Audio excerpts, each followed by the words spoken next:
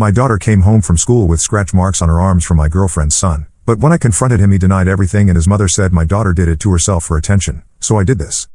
I am a single father to my daughter Chloe, 11F. 2 years ago, I started dating Penelope, 34F, who has a son named Titus, 15M. Things moved fast between us, and 6 months ago, we decided to move in together.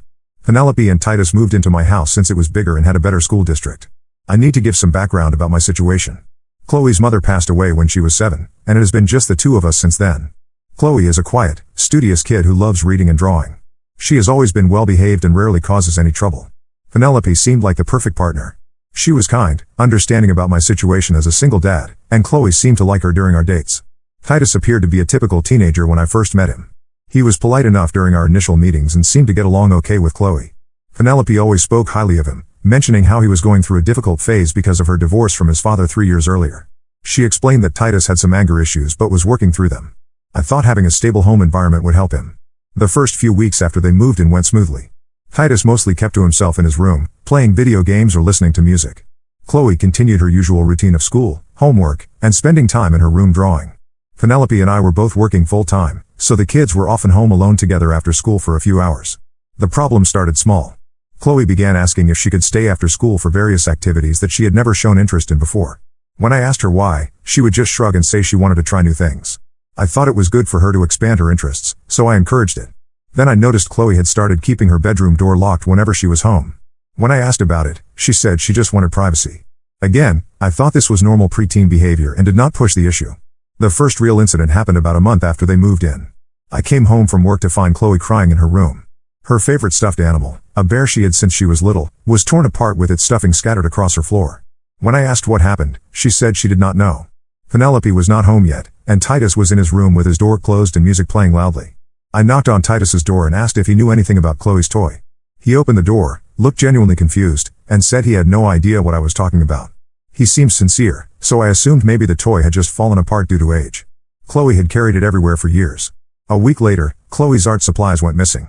She had a nice set of colored pencils and markers that she used for her drawings. When we could not find them anywhere, I bought her a new set.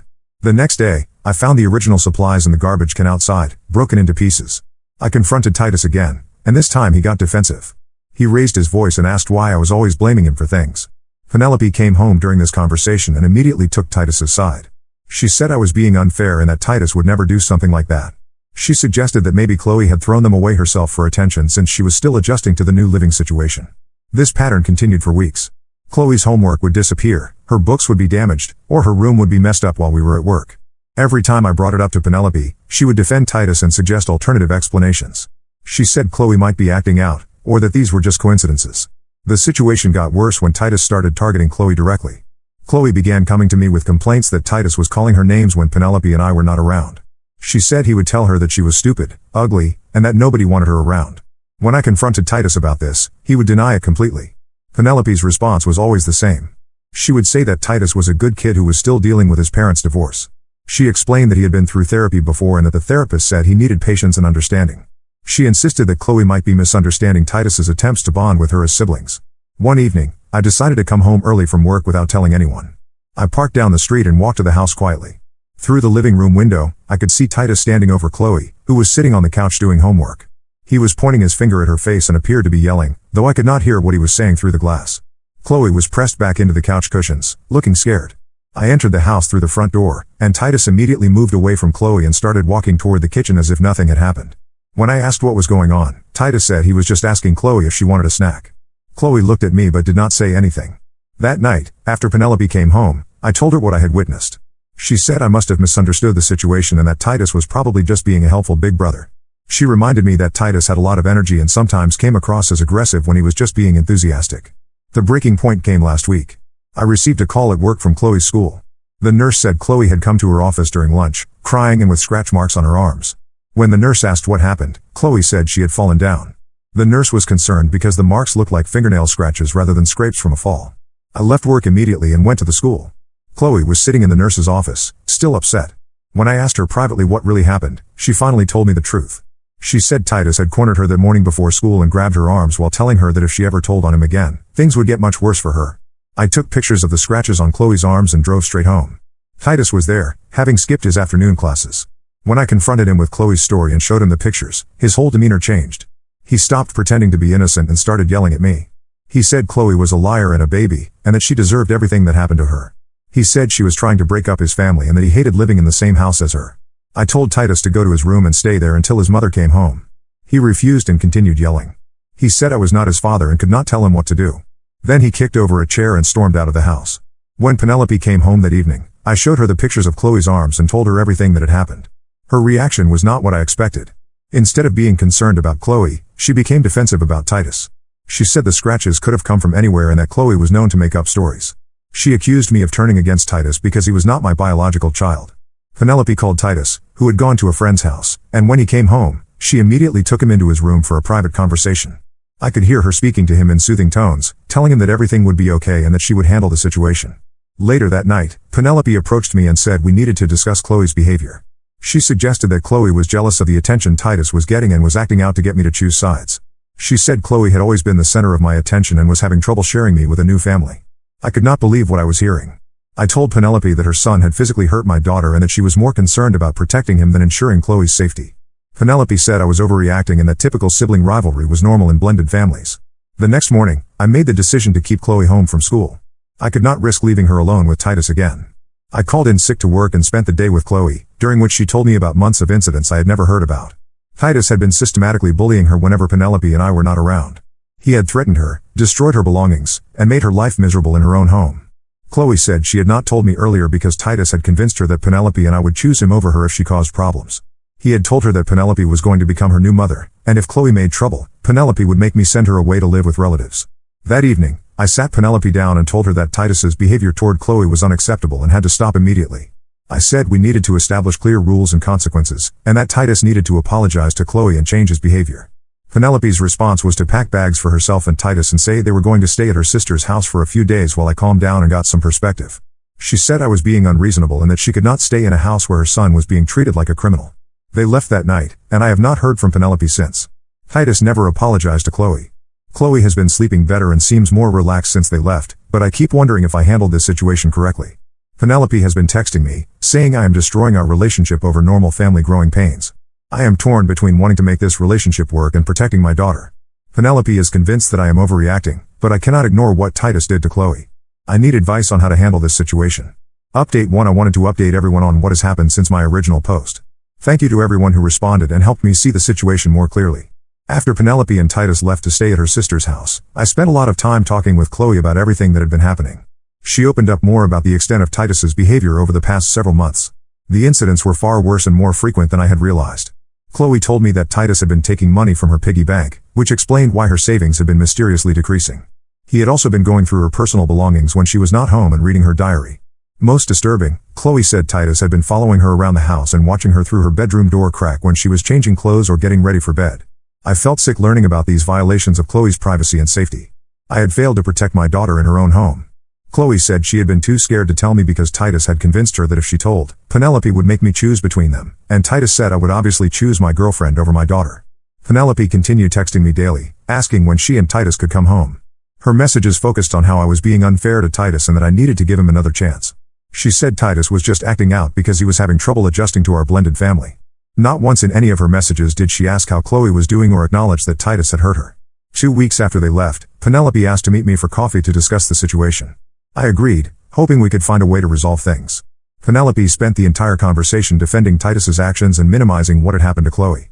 She said Chloe was exaggerating and that Titus was just being a typical teenage boy. When I brought up the scratches on Chloe's arms and showed her the photos again, Penelope said they looked minor and that Chloe was probably being dramatic about how she got them. She suggested that Chloe might have even done them to herself to get Titus in trouble. Penelope then revealed something that shocked me.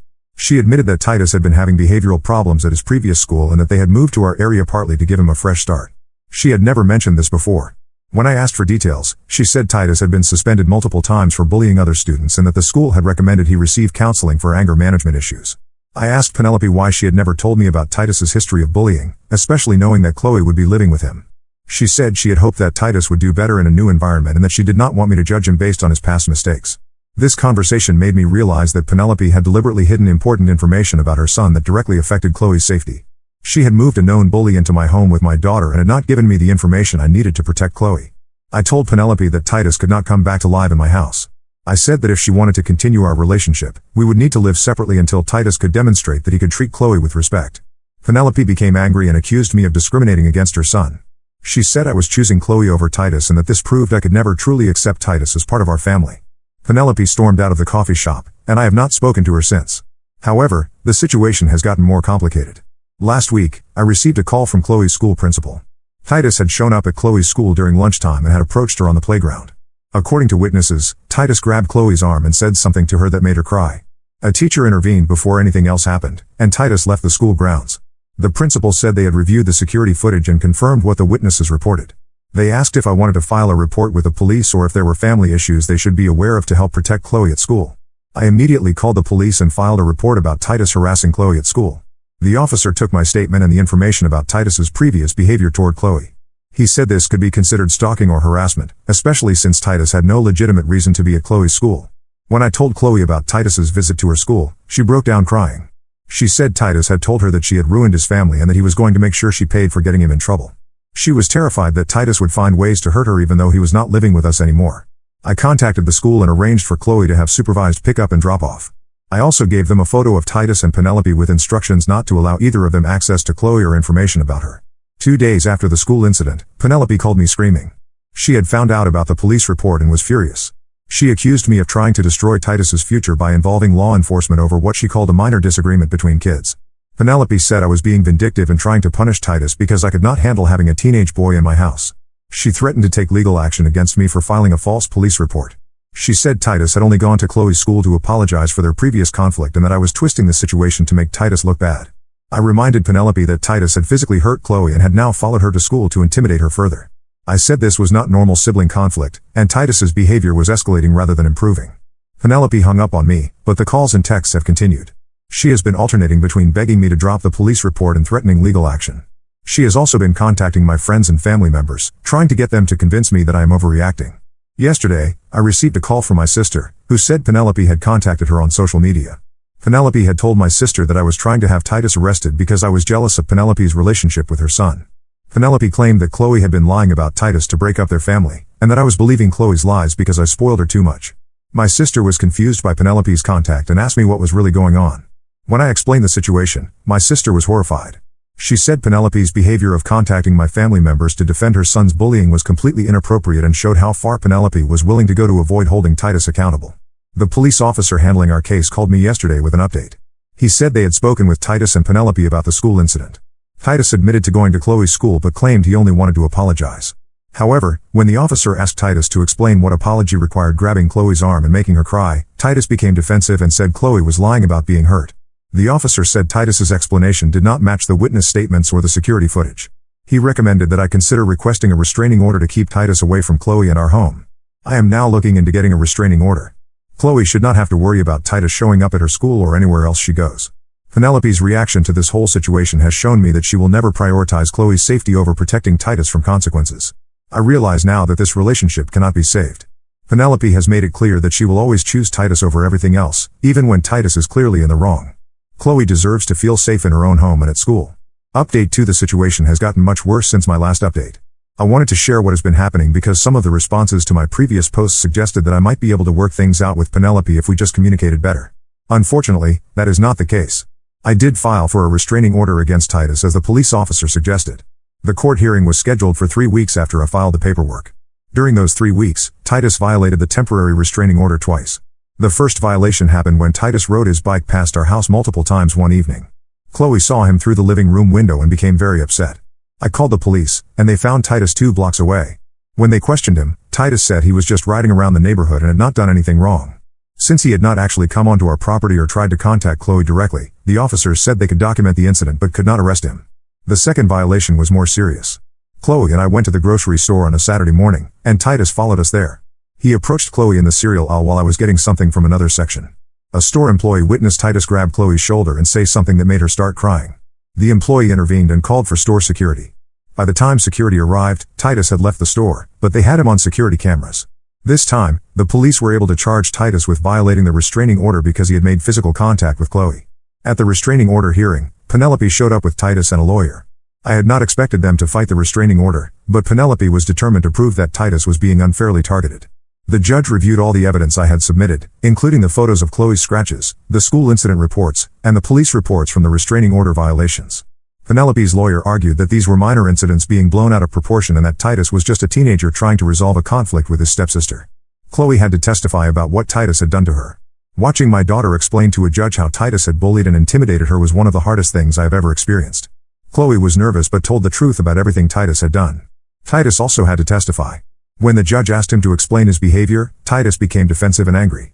He said Chloe was lying about most of the incidents and that she had been trying to get him in trouble from the beginning. He claimed that Chloe was jealous because his mother was dating me and that Chloe wanted to break up our family. The judge asked Titus directly about the scratches on Chloe's arms and the incident at the grocery store. Titus said Chloe had scratched herself and that he had only touched her shoulder at the store to get her attention so he could apologize. The judge was not convinced by Titus's explanations. She granted a 1-year restraining order that requires Titus to stay at least 500 feet away from Chloe, our home, and Chloe's school. The judge said Titus's pattern of behavior showed escalating harassment and that Chloe deserved protection. Penelope was furious about the restraining order. She stood up in the courtroom and started yelling at the judge, saying that I had turned Chloe against Titus and that the whole situation was unfair. The bailiff had to escort Penelope out of the courtroom. After the hearing, Penelope's harassment of me intensified. She began calling my workplace multiple times a day, trying to get me fired by telling my boss that I was using company time to deal with personal legal issues. She also started showing up at places where she knew I would be, like Chloe's soccer games and school events. Penelope created fake social media accounts to send me messages since I had blocked her real accounts. The messages ranged from begging me to reconsider the restraining order to threatening to sue me for defamation. She claimed I had destroyed Titus's reputation and future by involving the police and courts. The most disturbing incident happened a month ago. Chloe and I came home from dinner to find our front door had been damaged. Someone had tried to pry it open, leaving scratches and dents in the wood around the lock. Nothing was missing from inside the house, but Chloe's bedroom had been gone through. Her drawers were opened, and her belongings were scattered around. I called the police immediately. They took fingerprints and photographed the damage, but there was no direct evidence of who had broken in. However, the officer noted that this type of break-in, where nothing valuable was stolen but a child's room was specifically targeted, often indicated harassment rather than a typical burglary. 2 weeks later, I found out who was responsible for the break-in. Chloe's friend Madison lives 3 houses down from us. Madison's mother called me to report that Madison had seen Titus in our neighborhood on the night of the break-in. Madison had been looking out her bedroom window and saw Titus walking behind our house around the time the break-in must have occurred. I provided this information to the police, who questioned Titus about his whereabouts that night. Titus initially denied being in our neighborhood, but when confronted with Madison's testimony, he admitted to walking around our area. He claimed he was just taking a walk and had not done anything wrong. The police could not prove that Titus had broken into our house based solely on Madison's testimony, but they documented the incident and noted that Titus had violated his restraining order by being in our neighborhood. During this time, I also learned more about Titus's history from Penelope's ex-husband, Titus's father. He contacted me after hearing about the restraining order through mutual acquaintances. Titus's father told me that Titus had similar behavioral problems when he lived with him, including bullying his younger cousins and destroying their belongings. Titus's father said he had tried to get Titus into counseling and anger management programs, but Penelope had fought against it. She insisted that Titus's behavior was normal and that everyone else was being too sensitive. Eventually, Titus's father had agreed to let Titus live primarily with Penelope because the constant conflicts were affecting their other relationships. Titus's father also told me that Penelope had a pattern of moving whenever Titus's behavior caused problems. They had lived in 3 different towns in the past 4 years, always leaving after Titus had incidents with other children or at school. Penelope would blame the schools or other parents for not understanding Titus, and then they would move somewhere new for a fresh start. This information explained why Penelope had been so determined to make our relationship work despite Titus's behavior toward Chloe. She was running out of options and needed stability, but she was not willing to address Titus's underlying problems. Last week, I made the decision to sell my house and move to a different town. The constant stress of worrying about Titus showing up and harassing Chloe was affecting both of our lives. Chloe was having trouble sleeping and was constantly anxious about going anywhere in our neighborhood. I found a house in a town about an hour away, closer to where my sister lives. Chloe will be able to start fresh at a new school where Titus does not know anyone and cannot easily find her. I have arranged to transfer to a branch of my company in the new area. Penelope found out about our move through social media posts from Chloe's friends. She has been sending me dozens of messages begging me not to take Chloe away and claiming that Titus has learned his lesson. She says Titus misses Chloe and wants to make things right. I have not responded to any of Penelope's messages. Chloe and I are moving next week, and I have not told Penelope our new address. The restraining order will still be valid in our new location, and I have already contacted the police in our new town to make them aware of the situation. Chloe is excited about the move and the chance to start over. She has been sleeping better just knowing that we will be far away from Titus and Penelope. The house we are moving to has a good school district, and Chloe will be able to join the art club and other activities she has been interested in. I realize now that I should have ended the relationship with Penelope much sooner. I was so focused on trying to make our blended family work that I ignored clear warning signs about Titus's behavior. Chloe paid the price for my poor judgment, but I am committed to making sure she feels safe and protected going forward. Update 3: This will be my final update on this situation. Chloe and I have been settled in our new town for 3 months now, and I wanted to share how things have been going. The move has been the best decision I could have made for Chloe's well-being. She started at her new school 6 weeks ago and has already made several friends. Her teacher says Chloe is a joy to have in class and that she has shown real leadership in group projects. Chloe joined the art club and the school newspaper, and she has been thriving in both activities. Most importantly, Chloe is sleeping through the night again and no longer looks over her shoulder when we go out in public. She has returned to being the confident, happy child she was before Titus and Penelope entered our lives. Watching Chloe heal from what Titus put her through has confirmed that moving was the right choice. For the first month after we moved, Penelope continued trying to contact me through various methods. She called my new workplace multiple times until I had to involve HR and request that they block her number. She also had friends and family members reach out to me on social media with messages claiming that Titus was sorry and wanted to apologize to Chloe. I blocked every number and social media account that tried to contact me on Penelope's behalf. I was not interested in hearing apologies or promises that Titus had changed. Chloe had made it clear that she never wanted to see Titus again, and I was not going to force her to interact with someone who had terrorized her. 6 weeks ago, the harassment escalated again when Penelope somehow found our new address. I am still not sure how she got this information, but she showed up at Chloe's new school one afternoon. The school secretary called me immediately because I had provided them with photos of both Penelope and Titus when Chloe enrolled, along with instructions that neither of them should have access to Chloe. Penelope had told the school secretary that she was Chloe's stepmother and needed to pick Chloe up for a family emergency. Fortunately, the secretary followed the school's protocol and refused to release Chloe to someone who was not on the approved pickup list. Penelope became angry and started yelling about how I was keeping her from her family. School security escorted Penelope off the property, and the principal called me to report the incident. I immediately contacted the police, who said Penelope's attempt to gain access to Chloe at school could be considered attempted kidnapping or child endangerment. They issued a warrant for Penelope's arrest. Penelope was arrested 3 days later when she returned to her old town to handle some business.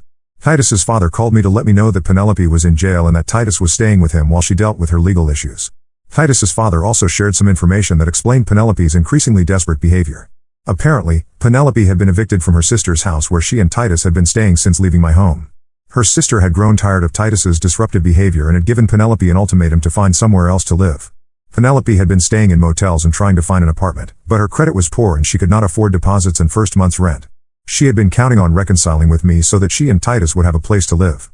When she realized that was not going to happen, she became increasingly desperate and started making poor decisions. Titus's father said he was willing to let Titus live with him permanently, but only if Titus agreed to follow strict rules and get counseling for his behavioral problems. Titus had initially refused, but faced with the alternative of going into foster care while his mother was in jail, he eventually agreed to his father's conditions. Penelope was released from jail after spending 2 weeks there. She was ordered to stay away from Chloe and me as part of her bail conditions. Titus's father told me that Penelope was planning to move to another state to stay with relatives while she figured out her next steps. Last month, I received a letter from Penelope's lawyer requesting that I write a character reference for her court case. The lawyer explained that Penelope was facing charges related to the school incident and that my testimony about her character could help with her sentencing. I threw the letter away without responding. Chloe knows that Penelope was arrested but does not know all the details about why. I have tried to shield her from most of the adult complications while still making sure she understands that Penelope and Titus cannot contact her anymore. Chloe has not asked about them and seems to have moved on completely from that chapter of our lives. 2 weeks ago, Chloe came home from school excited about a boy in her class who had asked her to be his partner for a science project. This was the first time since the Titus situation that Chloe had mentioned being interested in spending time with any boy, even in a friendship context. Seeing her return to normal social development has been a relief. I have also started dating again, but very cautiously this time. I met someone through a parent group at Chloe's school, and we have been taking things very slowly. Chloe has met her a few times in group settings and seems comfortable around her. This woman has a daughter Chloe's age, and the two girls get along well. Most importantly, this time I have been completely honest about what happened with Penelope and Titus. I explained that Chloe had been bullied by my previous girlfriend's son and that Chloe's safety and comfort are my top priorities in any relationship. The woman I am seeing has been understanding and supportive of my approach. I have learned several important lessons from this experience. First, I should have trusted Chloe's initial instincts about Titus instead of dismissing her concerns as adjustment issues. Children often recognize threats that adults miss or rationalize away.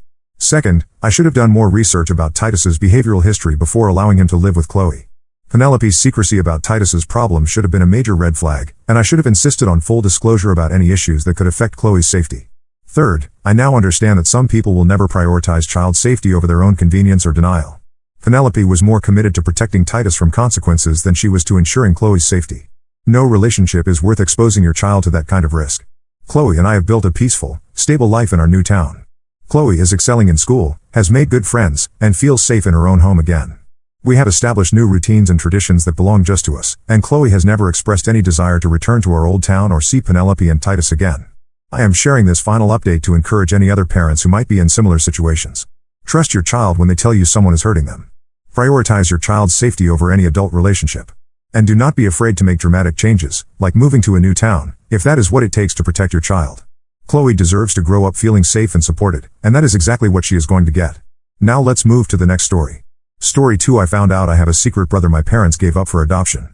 Then discovered they've been in touch with him for years without telling me. I, 28M, recently discovered that my parents have been hiding a huge secret from me my entire life. I have an older brother who was given up for adoption when he was a baby.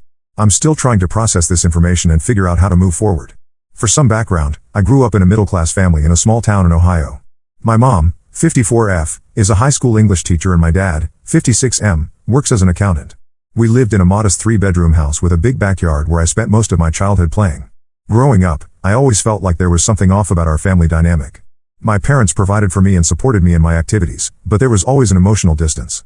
They rarely showed physical affection and seemed uncomfortable talking about feelings or personal matters.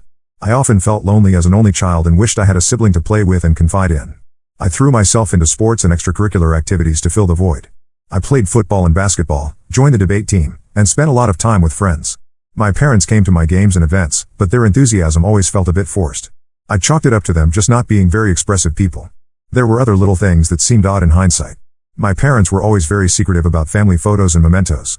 We had very few photos displayed in the house, and any time I asked about baby pictures or family history, they would quickly change the subject. They also never talked about their lives before I was born. I remember one time when I was about 12, I found an old photo album hidden in the back of my mom's closet while looking for something else. When she caught me looking at it, she snatched it away and told me sternly to never go through her things again. It seemed like an extreme reaction at the time. Despite the emotional distance, I had a relatively normal and happy childhood. I did well in school, had good friends, and was involved in lots of activities. After high school, I went to college at Ohio State University. I studied business and graduated a couple years ago. I now work as a marketing manager at a tech company in Columbus. About a month ago, my parents called and asked if I could come home for a weekend to help them clean out the attic. They're planning to downsize soon now that they're getting closer to retirement age. I agreed, thinking it would be a good chance to spend some time with them. While going through boxes in the attic, I came across a dusty old photo album I had never seen before. Curious, I opened it up and was shocked to see photos of my mom holding a baby boy who clearly wasn't me. The dates on the photo showed it was about 2 years before I was born. I confronted my parents about it, and they initially tried to brush it off as photos of a cousin. But I could tell they were lying by how flustered they got. I pressed them further, demanding to know the truth. Finally, they broke down and admitted that I have an older brother who was given up for adoption when he was 3 months old. Apparently, my parents got pregnant with him when they were just 24 and newly married. They were both still in college and working part-time jobs. They weren't financially stable yet and felt completely unprepared to be parents. After agonizing over the decision, they chose to give him up for adoption to a family that could provide better for him. A couple years later, when they had finished school and started their careers, they felt ready to have a child and had me. They kept me and raised me, never telling me about my older brother. I was completely blindsided by this revelation. My whole life I thought I was an only child, and now I find out I have a brother out there somewhere. I asked my parents why they never told me about him. They said they always planned to tell me when I was older, but as the years went by it got harder and harder to bring up. They were afraid of how I would react and worried it would damage our relationship. They also admitted that they felt a lot of shame and guilt over giving up my brother. They were afraid I would judge them or resent them if I knew. So they convinced themselves it was better to keep it a secret. I'm still trying to wrap my head around all of this. On one hand, I understand they were young and in a difficult situation when they had my brother. And I can see how it would be hard to bring up after keeping it secret for so long. But on the other hand, I feel incredibly betrayed that they lied to me my entire life about something so significant. I've always felt like there was something missing in my life, like a piece of me was incomplete. Now I wonder if that was because deep down I sensed I had a sibling out there. I'm angry that my parents robbed me of the chance to know my brother and have a relationship with him growing up. Since finding out, I've barely spoken to my parents.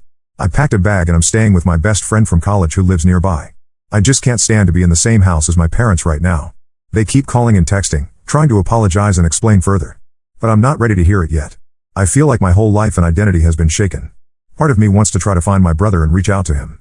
But I'm also scared of opening that door. What if he wants nothing to do with me? Or what if he does want a relationship and it changes my whole family dynamic? I don't even know his name or where he lives. All I know is that he was born in Columbus and adopted by a local family. I'm also struggling with resentment towards my parents for keeping me but giving him up. Why was I good enough to keep but he wasn't? Did they love me more?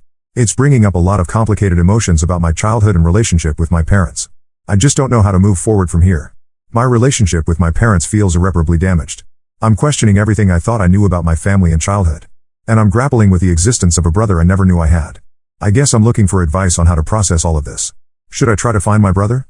How do I move forward with my parents? Am I overreacting by being so upset about this? Any insights or similar experiences would be appreciated. I feel lost and don't know what to do next. Update 1. It's been about 3 weeks since I found out about my brother, and a lot has happened since then. I wanted to give an update on the situation. After my initial post, I took some time to process everything and think about how I wanted to move forward. I spent a lot of time talking things through with my best friend and a couple other close friends. They were shocked by the revelation but very supportive.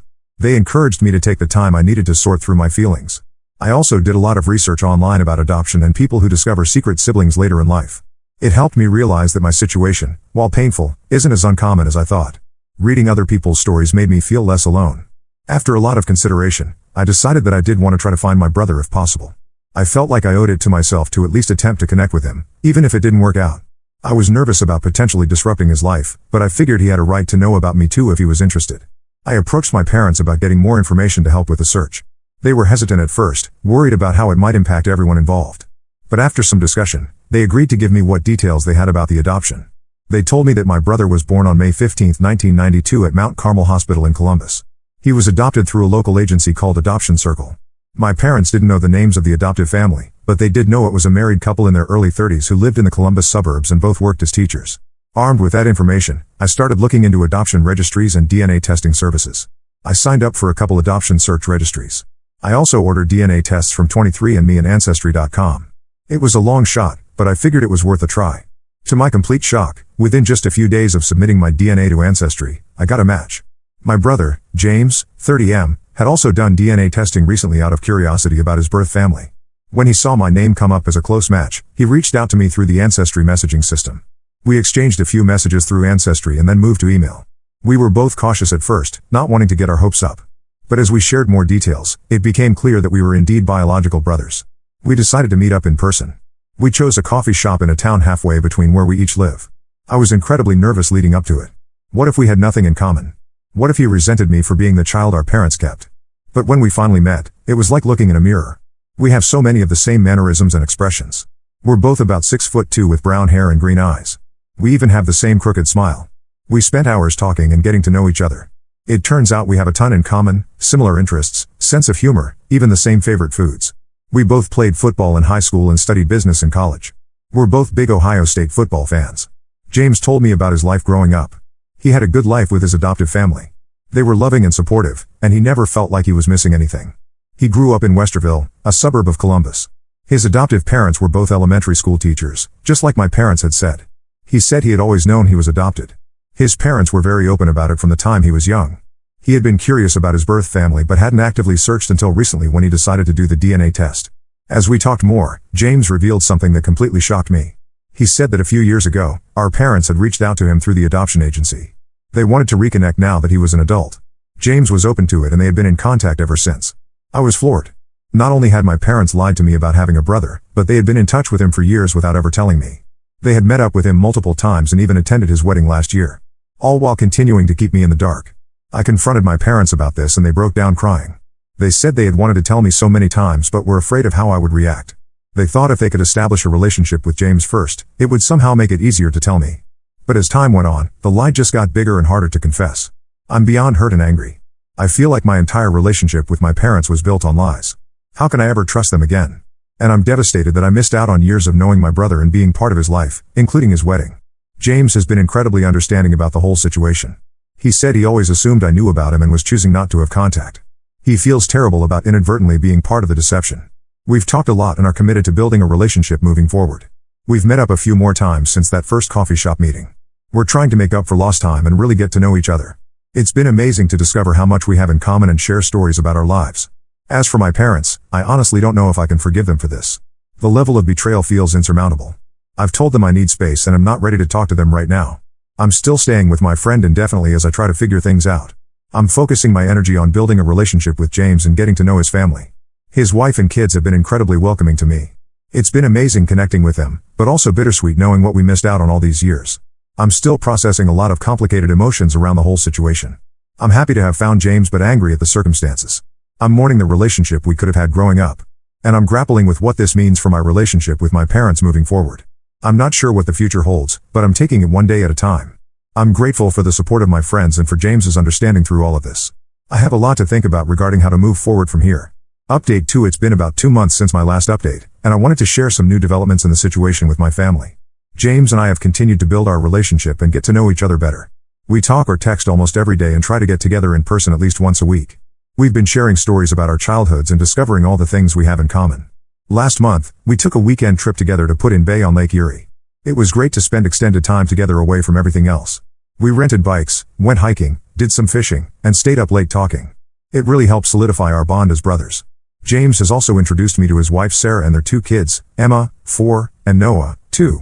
They've been incredibly welcoming and seem excited to have a new uncle in their lives. I've been over to their house for dinner a few times and even babysat the kids one evening.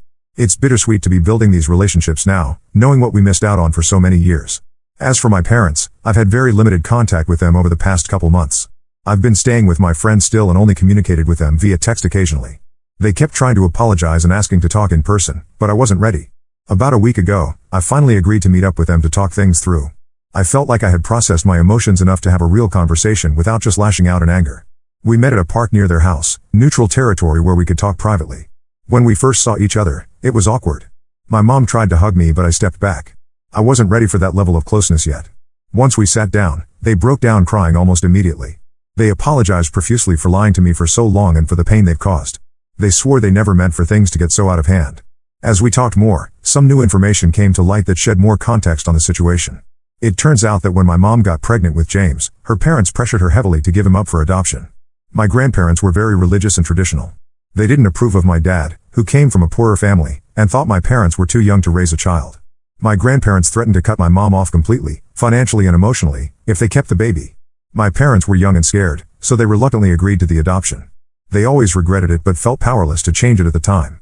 When they had me a couple years later, they were more established in their careers and stood up to my grandparents. But they were afraid to tell me about James because they didn't want me to resent my grandparents or cause a rift in the extended family. I also found out that my dad had been pushing to tell me the truth for years. But my mom was terrified of losing me and kept putting it off. When they reconnected with James, my dad thought for sure we would finally tell me. But my mom panicked and convinced him to keep it secret a little longer until they could figure out the right way to break the news. Learning all of this doesn't excuse their actions, but it does help me understand the situation better. I can see how fear and guilt snowballed over the years until the lie felt too big to confess. We talked for hours, going over the whole history of the situation. There were a lot of tears on all sides. I was able to express how hurt and betrayed I felt. They took full responsibility for the pain they caused and promised to do whatever it takes to rebuild our relationship. I'm still deeply hurt by their deception. But I'm starting to see how complex the situation was and how human their mistakes were. They're not monsters, just flawed people who made some really bad choices. We've agreed to start family counseling together to work through everything. It's going to be a long road to rebuild trust. But I'm cautiously optimistic that we can heal our relationship over time. I'm continuing to strengthen my bond with James. We're planning a longer trip together soon to really get to know each other better. His adoptive family has also been incredibly welcoming and supportive of me. There's still a lot to process and work through. But I finally feel like I'm on a path towards healing and rebuilding my family relationships. It's not going to be easy, but I'm committed to trying. Update 3. It's been about 6 months since this whole situation started, and I wanted to give a final update on where things stand now. My relationship with James has continued to grow and flourish. We've become incredibly close and I truly think of him as my brother now. We talk almost every day and get together regularly. We took that trip we had planned, a week-long road trip through New England. It was an amazing experience. We visited Boston, hiked in the White Mountains, toured some breweries in Vermont, and spent a few days relaxing on the coast of Maine. We had great conversations, made each other laugh constantly, and really bonded as brothers. James's adoptive family has been wonderfully accepting of me as well. They've included me in family gatherings and really made an effort to make me feel welcome. I spent Thanksgiving with them and it was a warm, joyful experience. It's been healing to be embraced by them. As for my parents, we've made slow but steady progress in rebuilding our relationship. The family counseling has been really helpful in working through our issues. It's given us a safe space to express our feelings and learn to communicate better. We've had a lot of difficult but necessary conversations about the past. I've been able to express how their actions impacted me and they've taken responsibility for the pain they caused. They've also shared more about the circumstances around James's adoption and their own struggles over the years. I won't lie, there are still moments of anger and hurt that bubble up sometimes. The betrayal runs deep and it will take a long time to fully heal. But I can see that my parents are truly remorseful and are putting in the work to make amends. One positive outcome is that this situation has forced us all to be more open and honest with each other. There are no more secrets or hidden truths between us now. It's led to a new level of authenticity in our interactions. I moved back home about a month ago, which has been an adjustment. But it's allowing us to spend more time together and continue working on our relationship. We're taking it day by day and giving each other grace as we navigate this new normal. James has also started building a relationship with our parents. It's been a bit awkward at times, but overall it's going well. We've even had a few family dinners all together, which would have been unimaginable 6 months ago. Last month, we all got together to celebrate James's birthday. It was the first time we've all been together for a family celebration. There were definitely some emotional moments, but overall it was a positive experience. It felt like a step towards becoming a real family unit. I still have moments where I grieve for the years lost in the relationship I could have had with James growing up. But I'm trying to focus on the present and future rather than dwelling on the past. We can't change what happened, but we can make the most of the time we have now. This whole experience has taught me a lot about forgiveness, family, and the complexities of human relationships. It hasn't been easy, but I truly believe we're all coming out stronger on the other side. I'm cautiously optimistic about the future of our family. We still have work to do, but I feel like we're on the right path. I'm grateful for the brother I've gained and the deeper connections we're forging as a family. Looking ahead, James and I are planning to start a podcast together about our experience and other adoption stories. We hope it might help other families going through similar situations.